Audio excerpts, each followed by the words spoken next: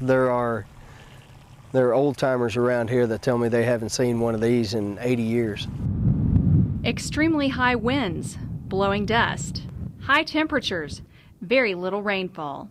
With weather conditions like this, crop production in 2011 will likely be well below average in the Texas Panhandle. Last year was one of our best years from a crop standpoint. About the second highest cotton producing year in the last 10, or ever actually.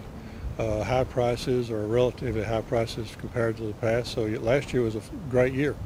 This year, not so great. The drought is having a big effect on not only just the dryland producers, but the irrigated producers. Dryland, or non-irrigated cotton, makes up about 40% of the cotton production in the Lubbock region. Because of the drought, the entire dryland crop is basically gone. Paul Gloina of Hale Center, Texas, digs through the dryland cotton that he planted, but without the water, it never germinated.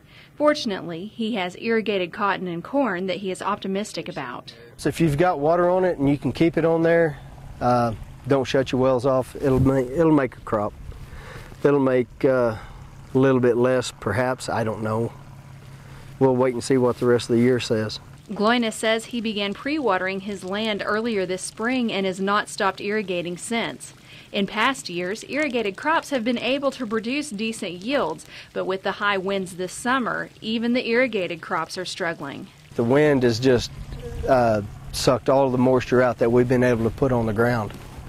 It hadn't done us any good. Texas Tech economists expect a 30% loss of the normal irrigated crops this year. Couple that with basically no dryland cotton, and the Lubbock region will take a big economic hit.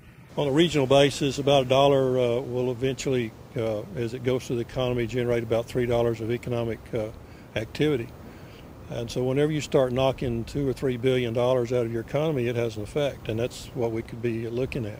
There are some positive aspects this year, the big one being the price of cotton. When you look at cotton price that potentially we could get up in the $1.10, $1 to a quarter area, they could take some less than average production and still come up with the same dollars that they were getting at the 65 and 70 cent level. So when you look at the irrigated cotton producer, even though they may be seeing a lower yield, the fact that cotton prices are up is going to make up for some of that loss. In addition, the heat has reduced the need for certain fertilizers and insecticides, and of course, each new day brings the hope of rain. There will be rain, that's a positive. I know it will, sometime. Near Lubbock, Texas, I'm Erica Goss reporting for Ag Day. Near Lubbock, Texas, I'm Erica Goss for the U.S. Farm Report.